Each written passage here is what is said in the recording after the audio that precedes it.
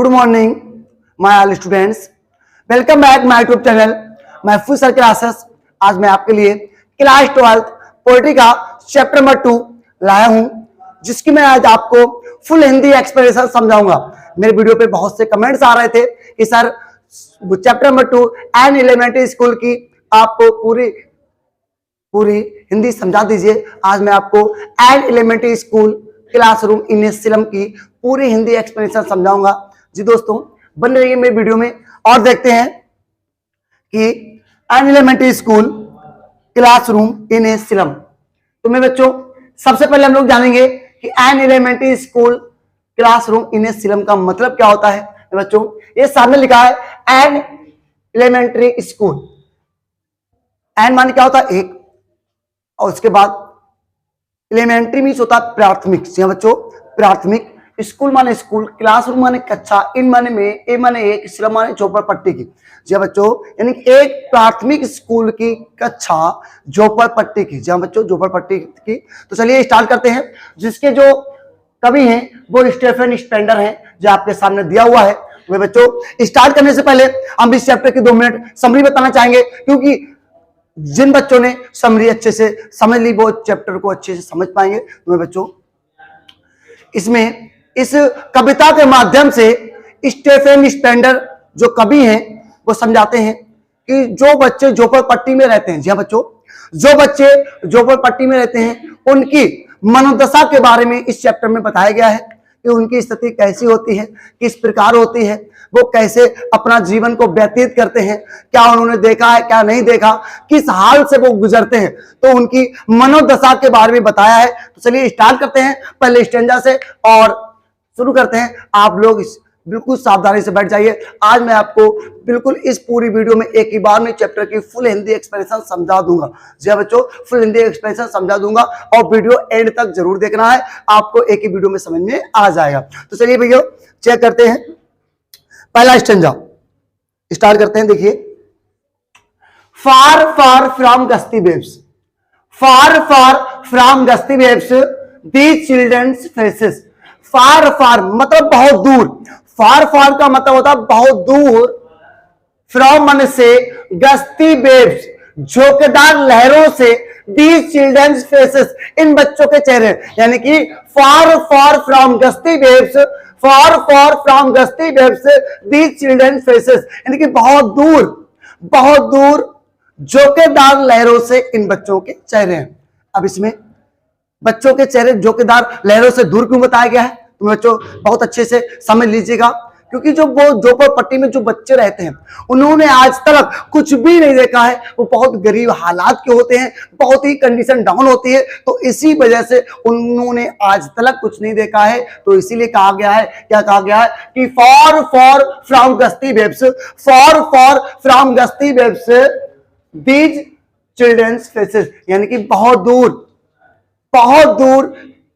झोंकेदार लहरों से इन बच्चों के चेहरे हैं। अब देखिए second line, like rootless weeds. Like माने होता है की तरह, और रूटलेस मीन होता है जड़ विहीन। जी हाँ बच्चों, रूटलेस मीन्स क्या होता है? जड़ विहीन। और वीड्स माने होता है खरपतवार। जी हाँ बच्चों, खरपतवार। The hair tones, the hair माने उनके बाल, टोन्स माने tones round, torn round means होता मुड़े हुए, यानी घुंघराले। आपने देखा होगा किसी किसी के बाल घुंघराले होते हैं। तो उन बच्चों क्या है, ध्यान देना, like rootless weeds the hair torn round their pallor, यानी उन बच्चों के चेहरे के ऊपर, यानी पेलर में होता पीले, उन बच्चों के पीले चेहरे के ऊपर उनके जो बाल थे वो घुंघराले यानी कि राउंडदार थे, यानी कि छल्लेदार थे। जी हाँ बच्चों, छल्लेदार थे। और छल्लेदार इसमें क्यों कहा गया? क्योंकि मेरे बच्चों जानते हैं कि जो छोटे छोटे जो झोपड़पट्टी के बच्चे थे उनको खाने के लिए तो होता नहीं है, तो उनके तेल पाउडर क्रीम कहाँ से आएगा? तो इसी वजह से वो अपना जो सर में तेल तक नहीं डालते थे। बाल टेढ़े हैं तो टेढ़े हैं, मेढ़े हैं तो मेढ़े हैं, गोल घुंघराले तो हैं, बड़े बड़े हो जाते हैं, बाल कटने के भी नहीं होते हैं, क्योंकि उनके पास पेट की आग बुझाने तक को कुछ नहीं होता था। तो वो इस तरह से वो अपनी कंडीशन क्या देख पाएंगे। तो इसीलिए कहा गया है कि क्या कहा गया कि द हेयर टोन राउंड, यानी उनके जो बाल होते हैं वो कैसे होते हैं? मुड़े हुए, यानी कि छल्लेदार होते हैं, यानी कि घुंघराले होते हैं। तो चलिए अब देखिए, जब उसमें जो कक्षा थी, कक्षा में जो बच्चे बैठे थे, तो चलिए पहले उन बच्चों की बात करते हैं। पहले एक बच्चा देखा गया था, वो क्या है, the tall girl with her weighed down head. The tall girl यानी उस कक्षा में एक लड़की बैठी थी, लंबी लड़की। द टाल गर्ल एक लंबी लड़की, विथ माने विथ हर वेग्ड माने बेग्ड मीन्स होता है निराशापूर्ण, क्या होता है, निराशापूर्ण, और डाउन मीन्स होता है नीचे, और हेड मीन्स होता है सर को। यानी कि जो उसमें लंबी लड़की बैठी थी, वो अपने निराशापूर्ण अपने सर को नीचे झुकाए हुए बैठी थी। इस टाइम में बैठी थी जो उसमें लंबी लड़की थी, वो निराशापूर्ण अपने सर को नीचे झुकाए हुए बैठी थी। The paper saving boy, the paper saving boy यानी एक पेपर के जैसे दिखने वाला लड़का। अब इसमें पेपर सेविंग बॉय क्यों कहा गया, क्योंकि बच्चों वह बच्चे बहुत पतले थे, वह बच्चे बहुत पतले थे, और इतने पतले थे कि उनकी जो बोन्स थी यानी कि हड्डियां, वो उनके शरीर से झांकती हुई प्रतीत हो रही थी। तो इसीलिए कहा गया है जो बच्चे बिल्कुल पतले होते हैं, क्योंकि अब पतले क्यों थे, क्योंकि मेरे बच्चों उनको 2 टाइम का खाना तो सही से मिल नहीं पाता है। जब खाना नहीं मिल पाता तो इसीलिए वो क्या कहा गया, स्विमिंग बॉय यानी पेपर स्विमिंग बॉय यानी पतला कहा गया। क्योंकि जब जैसे कि आप हो, अगर आपको 2-4 दिन सही से, या 10 दिन खाना, 20 दिन या 2 महीने 1 महीने खाना सही से ढंग से ना मिले, तो आप कैसे हो जाओगे। जी हाँ बच्चों, सही कहा आपने, आप भी पतले हो जाओगे। तो इसीलिए वो बच्चे कैसे थे, पतले थे, और उनकी जो हड्डियां थी वो क्या थी, वो बॉडी से झांकती हुई प्रतीत हो रही थी। तो इसीलिए कहा गया, क्या कहा गया कि द पेपर सेविंग बॉय यानी एक पेपर के जैसे दिखने वाला लड़का, विथ रेड्स आइजेस जिसकी आंखें चूहे जैसी थी।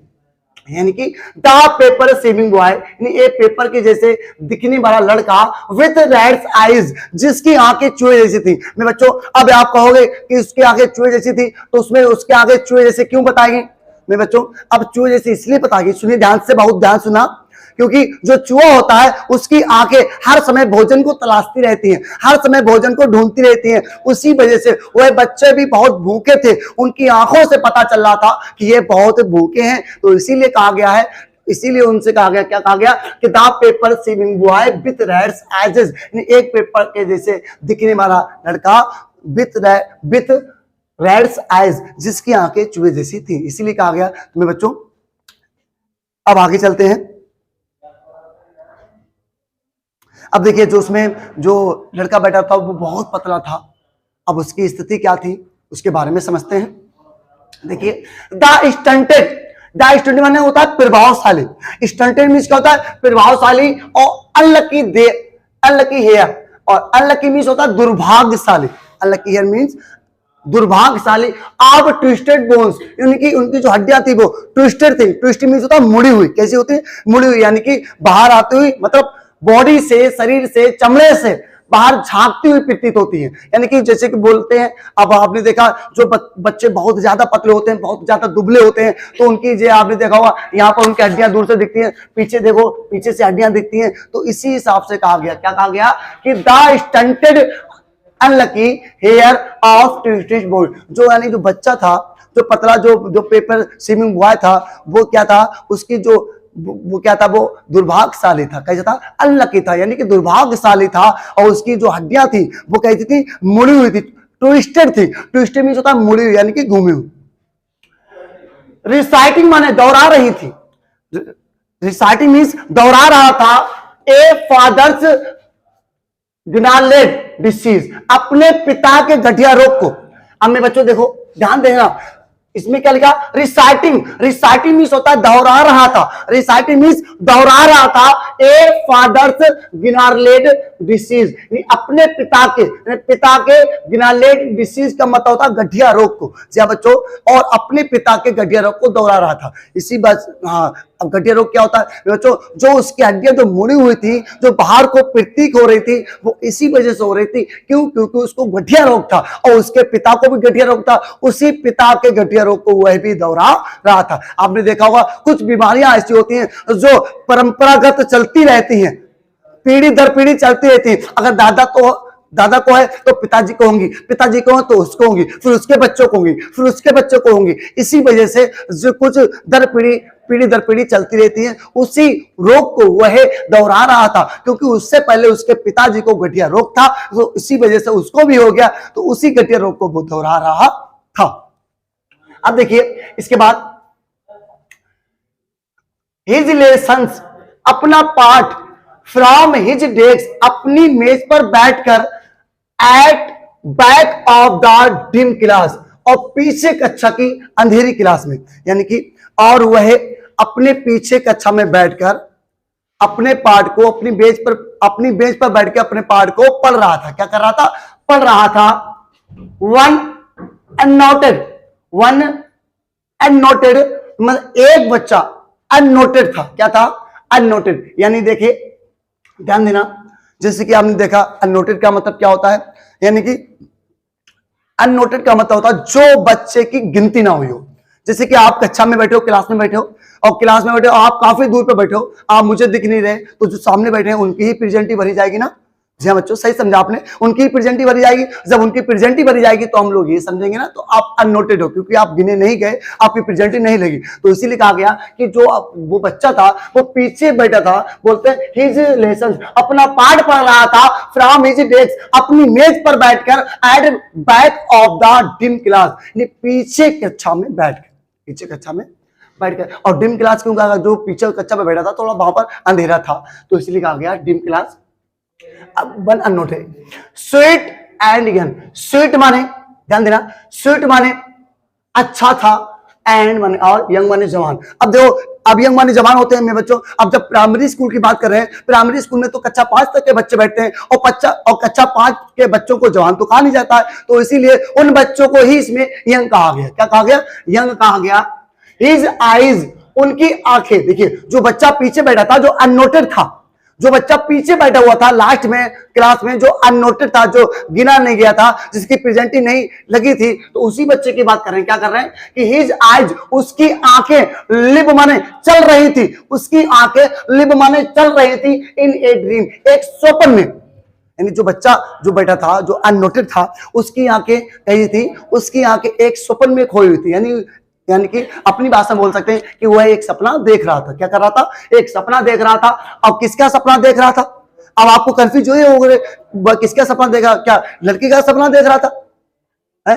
किसका कब सपना देख रहा था? क्या हाँ वो सपने में देख रहा होगा कि ये एक लड़की हूर परी आई और मुझसे मिलके चली गई? ये थोड़ी देख रहा होगा ना, क्योंकि बहुत छोटे क्लास के बच्चे थे, प्राइमरी स्कूल के बच्चे थे। ये छोटे छोटे बच्चे का एक सपना देखेंगे? छोटे छोटे बच्चे जो होते हैं का एक सपना देख रहे थे। तो चलिए बात करते हैं वो किस चीज का सपना देख रहा था। ऑफ स्क्वायर्स गेम, एक गिलहरी के खेल का।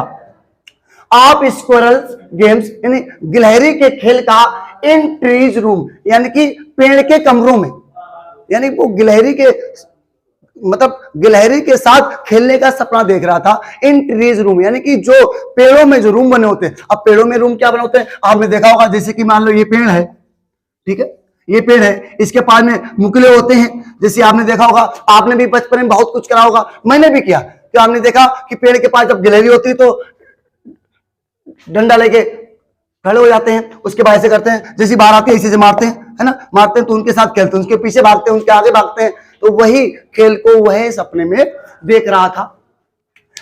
अदर देन दिस, इन सबसे हटकर, यानी अपनी क्लास से हटकर, इन सबसे हटकर यानी अपनी क्लास से हटकर, वो अपनी क्लास से बैठा तो क्लास में था, लेकिन वो सपने में खोया हुआ था। अपनी क्लास से हटकर वह इस खेल का स्वप्न देख रहा था। तो चलिए बेटा, ये देखो मेरे बच्चों, ये आपका स्टेंजा नंबर 1 समाप्त हो गया। अब चलते हैं सेकेंड स्टेंजे में। अब देखिए सेकेंड स्टेंजे में क्या दिया है। अब सेकेंड स्टेंजे में आपको स्कूल के बारे में दिया गया, जो प्राइमरी क्लास की जो कक्षा थी वो किस प्रकार थी, उस कक्षा के बारे में बताया जाएगा सेकेंड स्टेंजा में। जी हाँ बच्चों, चलिए देखते हैं सेकेंड स्टेंजा में कि वो क्लास जो स्कूल की जो प्रारंभिक जो झोपड़पट्टी की जो कक्षा थी वो कैसी थी, उसमें क्या क्या उपस्थित था, क्या क्या नहीं था, क्या था क्या नहीं था, क्या होना चाहिए। तो चलिए बात करते हैं और स्टार्ट करते हैं। देखिए, on the shore cream balls, on माने होता पर, शोर मीन्स होता खट्टी, क्रीम माने होता मक्खन, और बॉल्स में होता दीवार, यानी खट्टे मक्खन की दीवार। तो आपको कंफ्यूज हो रहा होगा सर खट्टे मक्खन की दीवार, ये कुछ बात समझ में नहीं है। तो मेरे बच्चों, इसका मतलब इसमें ये दिया गया है कि ऑन शोर क्रीम बॉल्स यानी कि भद्दी दीवार। क्या? बिल्कुल भद्दी दीवार, क्रीम जैसी, यानी कि बिल्कुल क्रीम जैसी, मतलब बोलते हैं क्रीम कलर की, यानी भद्दी दीवार। भद्दी दीवार पर डोनेशंस। डोनेशंस क्या होता है? डोनेशन उसको बोलते हैं जो दान में दी गई चीजें होती हैं। जी हाँ बच्चों, दान में दी हुई चीजें होती हैं। जो भद्दी दीवार थी उस पर जो डोनेशंस, जो दान में दी हुई चीजें थी वो टंगी हुई थी। अब क्या क्या टंगा हुआ था तो चलिए देखते हैं, स्टार्ट करते हैं। सुनिए, शेक्सपियर हेड। शेक्सपियर मतलब उसमें एक पिक्चर थी जो जिसमें शेक्सपियर इतना चित्र था, हेड था, सिर्फ हेड दिया गया। उसमें एक पिक्चर टंगी हुई थी शेक्सपियर की जिसमें उनका हेड दिया गया था। और दूसरी देखते हैं, क्लाउडलेस एट डाउन्स। और एक उसमें एक सूरज का चित्र था जो उगता हुआ प्रतीक हो रहा था, जिसे आपने काफी बार सीनरी भी बनाई होगी कि पहाड़ से निकलता हुआ सूरज, उसके पास से नहर वगैरह आती है। तो उसी प्रकार का एक चित्र था जो उसमें वहां पर लटका हुआ था। सिविलाइज्ड डम यानी सब्ज गुंबद। सिविलाइज्ड डम यानी कि सब्ज गुंबद राइडिंग माने सवारी कर रहा था ऑल सिटी, सभी शहरों की। उसमें एक पिक्चर थी जो सब्ज गुंबद की थी। वो उसमें ऐसा प्रतीक हो रहा था कि जो सब्ज गुंबद था वो पूरे शहरों की सवारी कर रहा था। यानी कि सवारी करने का मतलब होता है कि सभी को निगरानी में रखा हुआ था, सभी को देख रहा था। तो ऐसा प्रतीक हो रहा था। एक उसमें ऐसी पिक्चर थी। अब उसके बाद देखें, बेल्ड माने बेल्ड फ्लोरी। बेल्ड फ्लोरी मीन्स क्या होता है? बेल्ड माने होता है घंटी नुमा। बेल्ड माने क्या होता है? घंटी नुमा। और फ्लोरी माने होता है फूल। और टैरोलीज मीन्स होता है टैरोलीज वैली। टैरोलीज वैली माने होता है टैरोलीज घाटी। इसका नाम था टैरोलीज, एक घाटी वैली। और वैली मीन्स क्या होता है? वैली तो एक घाटी होती है, सभी जानते हैं। तो टैरोलीज वैली मतलब एक घाटी का नाम था टैरोलीज वैली, यानी कि टैरोलीज घाटी। यानी एक उसमें एक ऐसा चित्र लटका हुआ था जिसमें घंटी नुमा पीले पीले फूल, घंटी नुमा पीले पीले फूल टैरोलीज घाटी के चित्र बना हुआ था जो उसमें लटका हुआ था। अब देखिए, open handed map. Open handed में एक खुला नक्शा, एबॉर्डिंग माने जो दर्शा रहा था द वर्ल्ड इट्स वर्ल्ड, यानी पूरे संसार को एक नक्शा था, उसमें एक खुला हुआ नक्शा बना था। हैंडेड मैप, हैंड में मतलब होता है हाथ से बना हुआ। आजकल आपने देखा होगा जो नक्शे आते हैं वो सब कैसे होते हैं? वो सब प्रिंटेड होते हैं, छपे होते हैं। लेकिन वहां पर जो नक्शा था, ये बहुत समय पहले की बात है, वहां पर जो नक्शा था वो हैंडेड मैप था, यानी कि हैंड यानी हाथों से बना हुआ था, जो पूरे शहर को, पूरे संसार को उसमें दर्शा रहा था। यानी कि उसमें पूरा संसार प्रदर्शित हो रहा था, सभी संसार दिखाई दे रहा था। एंड येट और फिर भी, फॉर दीज इन बच्चों के लिए, एंड येट और फिर भी, फॉर दीज इन बच्चों के लिए, इन बच्चों के लिए, फॉर दीज चिल्ड्रन इन बच्चों के लिए, दीज विंडो उनकी खिड़कियां ही उनका नक्शा है। और फिर भी उन बच्चों के लिए, किन बच्चों के लिए? जो झोपड़पट्टी में रहते हैं उन बच्चों की बात हो रही है। For these children and yet और फिर भी, फॉर दीज चिल्ड्रन इन बच्चों के लिए, दीज विंडोज उनकी खिड़कियां ही उनका नक्शा है। Not this map their words, ना कि उनका संसार नक्शा है। तो कहने का तात्पर्य क्या है? जो उनकी जो खिड़कियां थी स्कूल में, जो खिड़कियां थी, जो झोपड़पट्टी में उनकी जो खिड़कियां होती हैं, उन बच्चों के लिए वही नक्शा होता है, ना कि मैप उनका संसार होता है। जी हाँ बच्चों, ना कि मैप उनका संसार होता है। जो खिड़कियां थी वही उनका संसार थी। क्या थी? संसार थी। अब आगे देखिए मेरे बच्चों, अब संसार थी, वेयर माने जहां, ऑल देयर फ्यूचर उनका पूरा भविष्य। वेयर माने जहां, ऑल देयर फ्यूचर उनका पूरा भविष्य। पेंटेड माने भरा हुआ था, fig a bog with a fog. अब जो with a fog, fog means कोहरा होता है, लेकिन इसमें हमने फोग का मतलब दिया है अंधकार। क्या दिया है? अंधकार से भरा हुआ, यानी अंधेरे से भरा हुआ। तो इसलिए कहते हैं वेयर माने जहां, ऑल देयर फ्यूचर उनका पूरा भविष्य, जहां उनका पूरा भविष्य, पेंटेड माने भरा हुआ है, विथ ए फोग यानी कि अंधकार से। जहां बच्चों, जहां पर उनका पूरा भविष्य अंधकार से भरा हुआ। अब अंधकार से भरा हुआ क्यों कहा गया बच्चों? तो क्योंकि मैं बच्चों, वो बच्चे झोपड़पट्टी में रहते थे और झोपड़पट्टी में तो उनका पूरा जीवन अंधकार से भरे हुआ है, क्योंकि ना तो उनकी पढ़ाई सही हो पाती है, ना तो वह किसी भाषा को जानते हैं, क्योंकि ना अच्छा बुरा तो जानते नहीं है। तो इसीलिए कहा गया है मेरे बच्चों कि उनका पूरा जीवन किससे भरा हुआ है? अंधकार से भरा हुआ है। अब इसके बाद देखिए, a narrow street. A narrow means होता है सक्रिय। ए मन एक, नैरो मीन्स होता है सक्रिय। क्या होता है? सक्रिय मतलब होता है पतली, सक्रिय का मतलब क्या सर? सक्रिय तो आपने बोल दिया, नैरो में सक्रिय तो आपने बता दिया, लेकिन सक्रिय क्या होता है सर ये बता दीजिए। तो बच्चों सक्रिय का मतलब होता पतली और स्ट्रीट माने होता गली, यानी एक पतली गली, यानी एक सक्रिय गली। सील्ड माने बंद है, सील्ड माने बंद है, in with a lead sky, एक धुंधले आसमान से। कैसे आसमान से?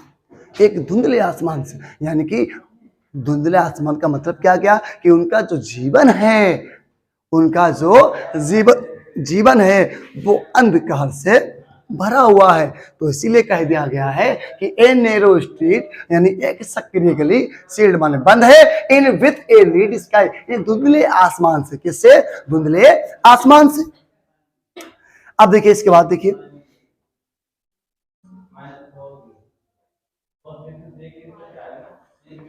अब देखिए फॉर फ्रॉम रिवर्स, फॉर बहुत दूर है, फॉर बहुत दूर है, फ्रॉम माने से, रिवर्स माने नदियों से, और नदियों से बहुत दूर है, केव्स एंड स्टार, सितारों से बहुत दूर है, एंड वर्ड्स, और शब्दों से बहुत दूर है। तो मैं बच्चों चलिए स्टार्टिंग से हम आपको एक शब्द समझाते हैं। फॉर फ्रॉम रिवर्स, यानी बहुत दूर है, फ्रॉम रिवर्स नदियों से, इन नदियों से बहुत दूर है। इसमें नदियों से दूर में बच्चों क्यों कहा गया? मैं बच्चों नदियों से दूर इसलिए कहा गया है ताकि हमने देखा है कि वो झोपड़पट्टी के अलावा कुछ जानती नहीं है, झोपड़पट्टी से कभी निकले नहीं है, तो इसीलिए उनको कहा गया कि वो बहुत दूर है। किससे? नदियों से दूर है, सितारों से बहुत दूर है, बहुत दूर है। आपने देखा आसमान में सितारे होते हैं तो उनसे भी बहुत दूर है, और वर्ड से शब्दों से बहुत दूर है। और उसमें शब्दों से क्यों कहा गया? बच्चों वो जानती नहीं है कि अच्छा बुरा क्या होता है, कैसे अच्छी भाषा बोली जाती है, किस लैंग्वेज में बात करना चाहिए, तो इसीलिए इन सबसे भी बहुत दूर है। किससे? इन सबसे बहुत दूर है, क्योंकि उन्हें अच्छी पढ़ाई नहीं मिल पाती है, तो इसलिए वो जानती नहीं कि अच्छी भाषा क्या होती है, कैसे बोला जाता है, कैसे जीवन को व्यतीत किया जाता है, वो जानती नहीं है। तो इसीलिए कहा गया कि बहुत दूर है। क्या है? बहुत दूर है। अब इसके बाद देखिएगा स्टेज नंबर 3 में बच्चों बहुत अच्छे से पढ़ना, बहुत बेहतरीन चैप्टर है ये, बहुत इंटरेस्टिंग चैप्टर है। और अगर अभी भी किसी ने मेरे चैनल को सब्सक्राइब नहीं किया है तो पहले सब्सक्राइब कर लो यार, बहुत मेहनत लग रही है। तो चलिए स्टार्ट करते हैं स्टेज नंबर 3। देखिए स्टेज नंबर 3 बहुत इंटरेस्टिंग है, बहुत इंटरेस्टिंग समझना। श्योरली निश्चित रूप से, यानी श्योरली माने निश्चित ही, श्योरली माने निश्चित ही, शेक्सपियर इज विकेड, यानी शेक्सपियर दुष्ट है। बच्चों ध्यान देना, श्योरली यानी निश्चित ही, शेक्सपियर इज विकेड, शेक्सपियर दुष्ट है। अबे बच्चों इसमें शेक्सपियर को दुष्ट क्यों बताया गया? शेक्सपियर को दुष्ट क्यों बताया गया? मैं बच्चों शेक्सपियर को इसलिए दुष्ट बताया गया, मैं आपको 1 मिनट की कहानी बताता हूं। शेक्सपियर को इसलिए दुष्ट बताया गया है क्योंकि शेक्सपियर जो थे बहुत रसिया व्यक्ति थे। शेक्सपियर जो थे वो बहुत ही रसिया व्यक्ति थे। उन्होंने अपनी, जब वो 26 साल के थे, जब वो शेक्सपियर 26 साल के थे, तो उन्होंने 18 साल की लड़की के साथ शादी कर ली थी। उन्होंने 18 साल की लड़की के साथ शादी कर ली थी, और कहा कि रसिया में, जी हाँ बच्चों रसिया में। इसीलिए कहा गया है कि इसीलिए शेक्सपियर को दुष्ट कहा गया। क्यों? क्योंकि शेक्सपियर का जो मतलब है, शेक्सपियर की जो कहानियां हैं वो बड़े क्लासों के लिए होती है, छोटे बच्चों के लिए नहीं होती। तो इसमें इसीलिए छोटे बच्चों, प्राइमरी स्कूल के बच्चों के साथ उसने डाल दिया शेक्सपियर के बारे में। तो इसीलिए शेक्सपियर को दुष्ट बता दिया गया, क्योंकि शेक्सपियर की कहानियां जो होती हैं वो बड़े बच्चों के साथ होती हैं, छोटे बच्चों के साथ नहीं होती है। क्योंकि इसमें प्राइमरी स्कूल की बात कर रहे हैं, छोटे छोटे प्राइमरी बच्चों की बात कर रहे हैं, तो यहाँ पे शेक्सपियर की इसका नाम डाल दिया गया, तो इसीलिए शेक्सपियर को दुष्ट बता दिया गया। वरना शेक्सपियर का काम तो है बड़े बच्चों में, मतलब बड़े बच्चों की क्लासों में होता है ना, छोटे बच्चों की क्लासों में क्यों आ गया? तो इसीलिए छोटे बच्चों की क्लासों में आ गया, इसीलिए शेक्सपियर को दुष्ट बताया गया। तो चलिए, the map a bad example, नक्शा एक बुरा उदाहरण है। मैं बच्चों surely Shakespeare is wicked, Shakespeare दुष्ट है। The map a bad example, यानी नक्शा एक बुरा उदाहरण है। अब बुरा उदाहरण क्यों कहा गया? सुनो ध्यान से। अब नक्शे को बुरा उदाहरण क्यों कहा गया? क्योंकि मैं बच्चों जो नक्शा था, जो हैंडल मैप था, उसमें पूरे संसार को प्रदर्शित किया गया था, लेकिन झोपड़पट्टी के उस स्थान को नहीं दिखाया गया था। यहां बच्चों, जी बच्चों, यानी कि झोपड़पट्टी के स्थान को उसमें प्रदर्शित नहीं किया गया था, दिखाया नहीं गया था, इसीलिए उस नक्शे को एक बुरा उदाहरण बताया है। यानी कि क्या बताया? The map a bad example, यानी कि नक्शा एक बुरा उदाहरण है। अब क्यों उदाहरण है? क्योंकि देखो अब उस नक्शे में क्या क्या चीजें प्रदर्शित हो रही हैं, समझो। With ships and sons and love tempting them to steal, यानी विथ शिप्स यानी जहाज, एंड सन्स और सूरज, एंड लव और प्यार, टेम्पटिंग माने ललचाता है, टेम्पटिंग माने ललचाता है, देम माने उन्हें, टू स्टील माने चुराने के लिए, यानी जो उसमें चीजें छपी हुई थी, बनी हुई थी, उनको चुराने के लिए उनको ललचाता है। जी बच्चों, इसीलिए वह नक्शा जो था एक बुरा उदाहरण कहा गया है, क्योंकि वो बच्चे क्या जानेंगे क्या है सूरज कैसा होता है प्यार क्या होता है। छोटे छोटे बच्चे प्राइमरी स्कूल के क्लास के बच्चे क्या जानेंगे प्यार क्या होता है, कैसे कैसे वो कैसे लड़की से आई लव यू बोला जाता है कि आई लव यू का मतलब क्या होता है, छोटे छोटे बच्चे क्या जाने। तो इसीलिए छोटे छोटे प्राइमरी के बच्चे नहीं जानते हैं, तो इसीलिए इसमें नक्शा भी बुरा उदाहरण कहा गया है। अब देखिए फॉर लिव्स जीवन के लिए, फॉर लिव्स जीवन के लिए, दैट सिलीली, सिलीली मतलब धुंधता, यानी धुंधता पूर्वक, that slyly turn in their cramped holes, यानी उनके जो जीवन में जो क्रैम्प्ड बड़े बड़े होल हैं, किसके, यानी धूर्ता पूर्वक, यानी कि अंधकार के, किसके हैं, अंधकार के। तुम्हें बच्चों इसका मतलब क्या, अंधकार से, from a fog to endless, यानी कि अंधकार से रात तक, अनंत रात तक, फ्रॉम फोग टू एंडलेस यानी कि एंडलेस नाइट, यानी कि अंधकार से अनंत रात तक। तो कहने का मतलब क्या है बच्चों, कहने का मतलब है कि उनका पूरा जीवन अंधकार से भरा हुआ है, कि उनका जीवन कभी सफल नहीं हो सकता है, क्योंकि मेरे बच्चों उनका जीवन पूरा अंधकार से भरा हुआ है, उन्होंने आज तक झोपड़पट्टी के अलावा बाहर कुछ भी नहीं देखा था। तो सिंपल सी बात है मेरे बच्चों। अब आगे देखिएगा, on their slag heap, on their slag heap these children, on their slag heap these children. मैं बच्चों इन जो बच्चों के जो स्लैग हीप यानी कि इन बच्चों के जो झोपड़ियां वगैरह हैं वो पूरी अंधकार से भरी हुई है। किससे भरी हुई है, अंधकार से भरी हुई है। इन बच्चों की यानी कि किनकी, झोपड़पट्टी में जो बच्चे रहते हैं उनकी बात कर रहे हैं। इनकी जो झोपड़पट्टियां हैं, इनके जो क्लासरूम है, वो सब क्या है, अंधकार से भरा हुआ है। किससे भरा हुआ, अंधकार से भरा हुआ है। तो चलिए देखते हैं आगे next, wear skin पेप्ड through white bones, wear, wear माने ये पहने हुए हैं, ध्यान देना, दी चिल्ड्रन ये बच्चे, वियर माने पहने हुए हैं, स्किन माने क्या होती है, त्वचा, सभी जानते हैं खाल होती है, ये क्या है, स्किन है, त्वचा है, क्या है ये, त्वचा है, क्या है ये, क्या है, त्वचा है, खाल है, सभी जानते हैं। वियर माने पहने हुए हैं, स्किन माने त्वचा, पेट माने झांकती है, थ्रू बाय बोन्स यानी कि हुआ है, जो चमड़ा पहने हुए हैं उनसे उनकी हड्डियां क्या करती है, पेपिंग करती, पेप्ट करती नहीं, झांकती है। एंड और स्पेक्ट्रस, स्पेक्ट्रल माने चश्मा पहने हुए हैं, स्पेक्ट्रस मींस क्या है, चश्मा पहने हैं। आप स्टील माने स्टील का, किसका पहने, स्टील का। और वो जो चश्मा पहने हैं वो किसका पहने, स्टील का। यानी कि जो बच्चे स्लैग आपने देखा हो अभी, जैसे कि आपने अभी देखा था, इससे पहले भी हमने आपको बताया, क्या बताया, on their slag heap. Slag heap means क्या होता है, स्लैग हीप मींस होता है कूड़े करकट का ढेर। जी हाँ बच्चों, और ये जो बच्चे हैं आपने देखा होगा, जो झोपड़पट्टी में बच्चे ज्यादातर वो कूड़ा बोरी में भरते रहते हैं, ये बीनते रहते हैं। उनका काम ही क्या है बेचारों, क्योंकि उनको 2 वक्त का खाना तक तो सही मिलता नहीं, तो इसलिए कहा गया, क्या कहा गया, ऑन देयर स्लैग हीप यानी कि कूड़े करकट के ढेर पर, ऑन देयर स्लैग हीप यानी कि कूड़े करकट के ढेर पर, दीज चिल्ड्रन ये बच्चे, दीज चिल्ड्रन ये बच्चे, बियर माने पहने हुए हैं, स्किन माने त्वचा यानी खाल, स्किन माने चमड़ा बोल सकते हैं, चमड़ा पहने हुए हैं,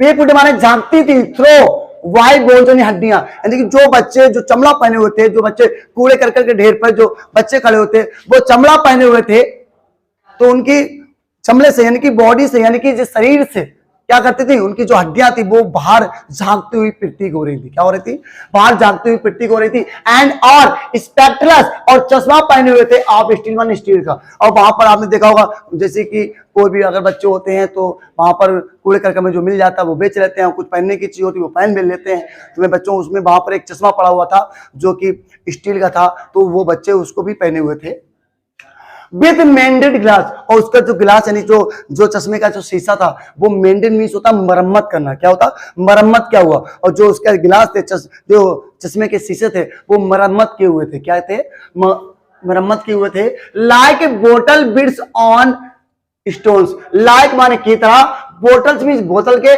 बिट्स माने टुकड़े, ऑन स्टोन ने पत्थर पर, यानी कि जैसे कि एक पत्थर पर बोतल के टुकड़े हो जाते हैं गिरने से, उसी तरह उस शीशे, उस चश्मे के शीशे के भी टुकड़े हुए थे और वो मरम्मत किए हुए थे। कैसे थे? मरम्मत किए हुए थे। आज देखिए, ऑल ऑफ देयर टाइम, और उनका पूरा समय, ऑल ऑफ देयर टाइम, उनका पूरा समय, एंड स्पेस आर फॉगी सिलम, और उस अंधकार की झोपड़पट्टी में ही गुजरता है। जी बच्चों, उनका पूरा समय उस अंधकार पूर्ण जो उनकी झोपड़ी थी उसमें ही गुजरता है। सो बिलॉट, देखिए सो बिलॉट इसीलिए कहा गया है सो बिलॉट। सो बिलॉट मीन्स जानते हो क्या? निलंबित करना। क्या होता है? बिलॉट मीन्स, इसीलिए बिलॉट मीन्स निलंबित कर दो देयर मैप, उनके नक्शे को। सो बिलॉट देयर मैप, इसीलिए निलंबित कर दो उनके नक्शे को, विथ सिलम्स एज बिग एज डोम, एक प्रलय की तरह, एक बड़े प्रलय के समान। जी बच्चों, इसमें कहा गया कि उनके नक्शे को निलंबित कर दो एक बड़े प्रलय के समान, तूफान की तरह। जैसे प्रलय आता है बहुत बड़ा, ऐसी जैसी प्रलय आ जाए और उनके जो झोपड़पट्टी है, जो नक्शा है, उसको भी निलंबित कर दो। क्यों निलंबित कर दो? क्योंकि इसलिए निलंबित कर दो, उसको निलंबित कर दो और दूसरा नक्शा बनाओ जिसमें उनकी झोपड़पट्टी भी आ जाए। क्या आ जाए? झोपड़पट्टी भी आ जाए, क्योंकि उस नक्शे में उनकी झोपड़पट्टी का नामो निशान नहीं था। इसीलिए कहा गया कि उस नक्शे को निलंबित कर दो एक प्रलय के समान। तो इसीलिए कहा गया उसको निलंबित करो और उस दूसरा बनाओ और उसमें उस नक्शे को दिखाओ। क्या करो? उस नक्शे को दिखाओ, उस जगह को दिखाओ। तो चलिए बेटा, अब देखिए लास्ट स्टैंजा है। अब क्या कहते हैं? अब उस पूरे नक्शे को निलंबित कर दो। अब क्यों कहा गया? सुनिए, अब चौथे स्टैंजा में बताया गया है। क्या बताया गया है? चौथे स्टैंजा में बताया गया, ध्यान देना, अनलेस जब तक की गवर्नर ना जाते। ध्यान देना, अनलेस माने जब तक कि गवर्नर ना आ जाते, इंस्पेक्टर यानी कि निरीक्षक ना आ जाते। इंस्पेक्टर को हिंदी में बोलते हैं निरीक्षक। क्या बोलते हैं? निरीक्षक। और विजिटर माने आगंतुक ना आ जाते। क्या बोलते हैं? विजिटर्स मीन्स होता है आगंतुक। आगंतुक का मतलब होता है दर्शक, देखने वाले लोग। जी हाँ बच्चों, देखने वाले लोग नहीं आ जाते। यानी अनलेस माने जब तक कि गवर्नर ना आ जाते, इंस्पेक्टर ना आ जाते और आगंतुक ना आ जाते।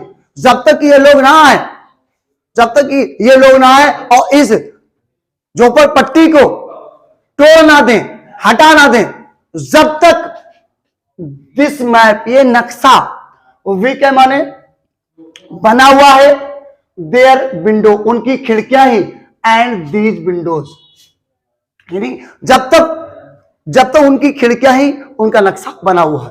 जब तक, यानी कि जब तक उनकी खिड़कियां उनका नक्शा बना हुआ है। तो फिर से एक बार इस लाइन की हिंदी समझ लो, unless governor inspector visitors this map become their windows and this windows, यानी कि कहने का तात्पर्य क्या है कि जब तक गवर्नर ना आ जाते, इंस्पेक्टर ना आ जाते, आगंतुक ना आ जाते, जब तक ही ना आ जाते और उस झोपड़पट्टी को ना तोड़वा देते, ना हटाते, जब तक उनकी खिड़कियां ही उनका नक्शा है, जब तक वह खिड़कियां ही उनका नक्शा है।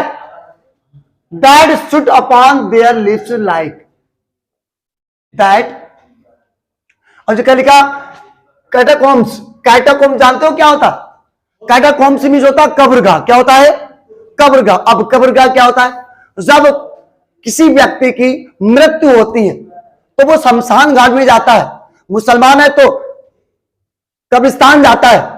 तो इसी वजह से उस कब्रिस्तान को, उस शमशान घाट को कहा गया है, क्या कहा गया?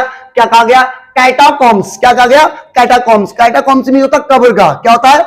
कब्रगाह। हाँ जी बेटा, अब देखिए, that should upon their lips, और उनके जीवन की, मतलब जो उनकी खिड़कियां हैं, दीज विंडो, उनकी जो उनकी खिड़कियां हैं, that should upon their lips like catacombs, यानी कि उस कब्रगाह में, कब्रगाह की तरह बंद ना हो जाते, यानी उनके जीवन को कब्रगाह की तरह बंद कर दिया जाए। जहां बच्चों, बंद कर दिया जाए। तो इसीलिए कहा गया कि that shut upon their lips like catacombs, यानी कि उनके जीवन को एक कब्रगाह की तरह बंद ना कर दिया जाए।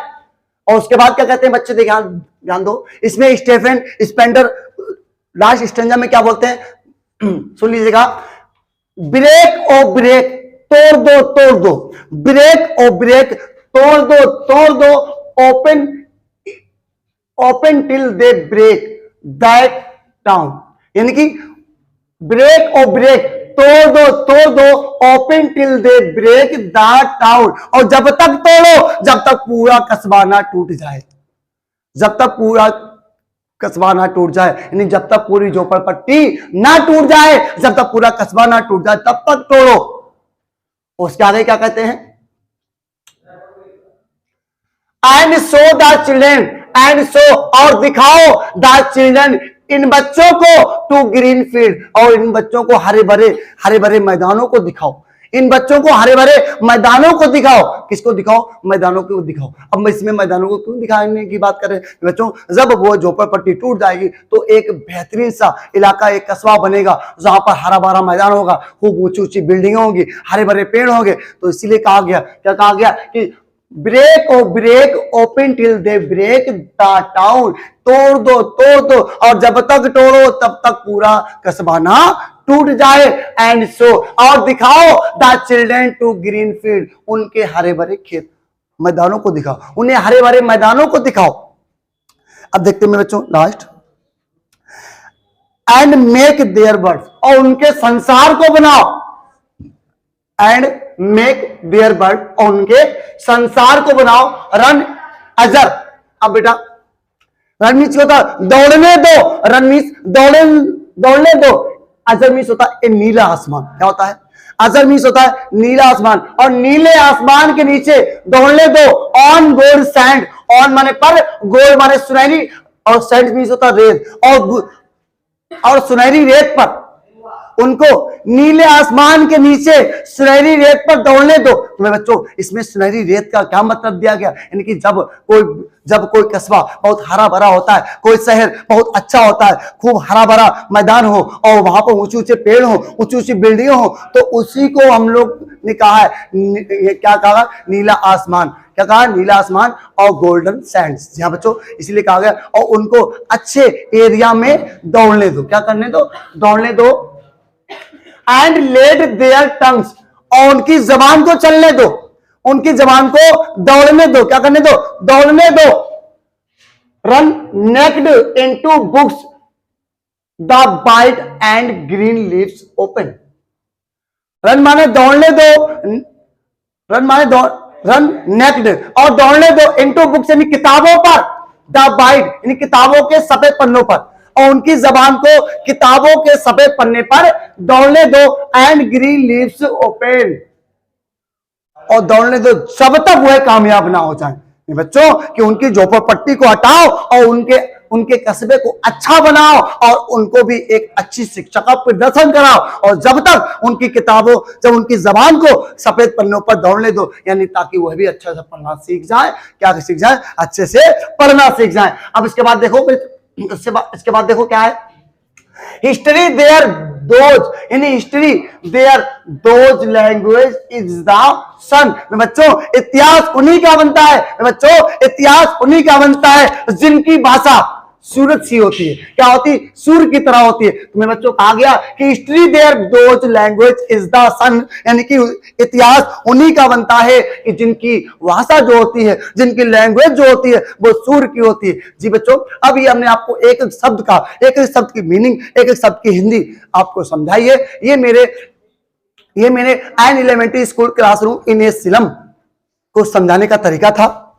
अगर आपको पसंद आया हो तो मेरे चैनल को सब्सक्राइब करें, लाइक करें, शेयर करें और कमेंट्स करें। यदि और भी आपको किसी वीडियो पे, आपको किसी भी टॉपिक पर वीडियो चाहिए हो तो एक कमेंट्स मार दीजिएगा, एक कमेंट सेंड कर दीजिएगा, आपकी वीडियो अपलोड कर दी जाएगी। जी बच्चों, अब मिलते हैं नेक्स्ट वीडियो में।